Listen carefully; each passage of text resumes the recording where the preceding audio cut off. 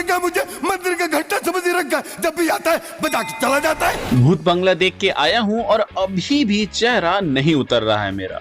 सीधा बात करता हूँ, मूवी का पहला सीन खत्म होते ही दिल खुश हो गया, क्योंकि वो प्रियदर्शन वाली feeling, tight shot, perfect background score, एक एक फ्रेम में कुछ न कुछ चल रहा है और वो एटमॉस्फेयर हमें स्क्रीन पे देखने को मिलता है। और ऑनेस्टली कहूँ तो काफी समय बाद हमें ऐसा कुछ देखने को मिला है जिसके पहले 15 मिनट में ही तुम फुल्ली अंदर खींचे चले जाते हो स्टोरी की ओर। स्टोरी की बात करें तो सेटिंग ही इतनी मस्त है कि आधा काम वहीं हो जाता है। उस बंगले का जो एटमॉस्फेयर था और जब उसमें प्रियदर्शन की कॉमेडी सेंसिबिलिटी मिक्स हो जाती है तो जो रिजल्ट बनता है वो जेन्युइनली स्पेशल होता है। सिचुएशनल कॉमेडी मतलब वही वाली स्क्रिप्ट जो हमें सिचुएशंस में देखने को मिलती है, ना कि प्लान किया रहता है, और ये एकदम पीक लेवल पे एग्जीक्यूट हुआ है यहाँ पे। अक्षय कुमार के बारे में क्या ही बोलूं, लगता ही नहीं कि कुछ सालों से उनकी कॉमेडीज इतनी एवरेज आ रही है। एक एक डायलॉग, एक एक एक्सप्रेशन इतना एफर्टलेस है कि तुम रियलाइज ही नहीं करते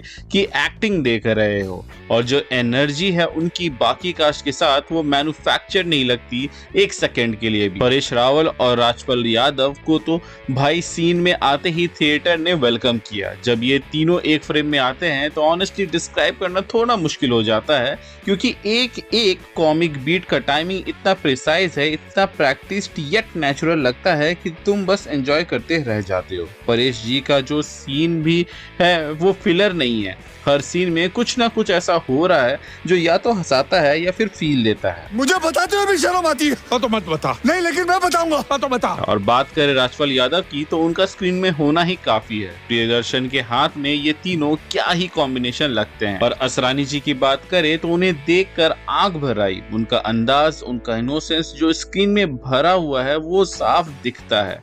जो क्वालिटी है वो शायद ही कभी रिप्लेस की जा सकती है। ये फिल्म उन्हें और उस पूरे जमाने को जेन्युइनली ट्रिब्यूट करती है और इसीलिए इनका एप्रिसिएशन तो यहाँ पर बनता ही है। डायरेक्शन और राइटिंग की बात करूँ तो जो चीज सबसे ज्यादा इम्पैक्ट करती है वो है बैलेंस हॉरर एंड कॉमेडी का, जो कि सुनने में जितना सिंपल लगता है ये उतना ही ज्यादा मुश्किल होता है, क्योंकि इसी में ज्यादातर फिल्में फेल होती है। लेकिन भूत बंगला इसमें पास हो जाती है और यहाँ पर हमें दोनों का वेट फील होता है। कॉमेडी जस्टिफाई होती है सिचुएशन से और हॉरर का इम्पैक्ट डाइल्यूट नहीं होता है कॉमेडी की वजह से, और यही चीज इस फिल्म को अलग खाने में रखती है। सेकेंड हाफ में तो भाई फिल्म एक और गियर शिफ्ट करती है, जहाँ पे थ्रिलर और हॉरर एलिमेंट्स जब प्रॉपर्ली सेटल होते हैं तो ग्रिप ऐसे हो जाती है कि सीट से उठने का मन ही नहीं करता। ट्विस्ट आते हैं और अच्छे वाले आते हैं जो कि प्रेडिक्टेबल नहीं लगते। क्लाइमेक्स तक आते आते तुम इतने इन्वेस्टेड हो जाते हो कि एंडिंग का सेटिस्फैक्शन जेन्युइनली फील होता है।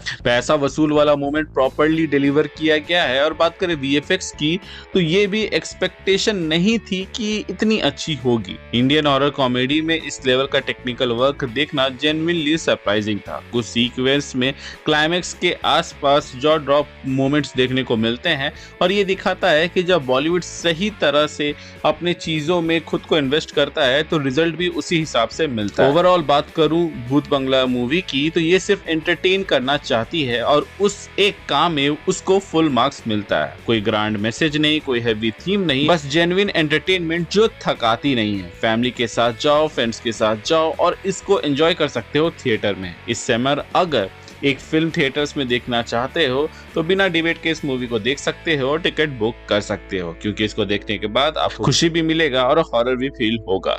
तो मिलते हैं एक नए वीडियो में नए टॉपिक के साथ, तब तक के लिए बाय बाय।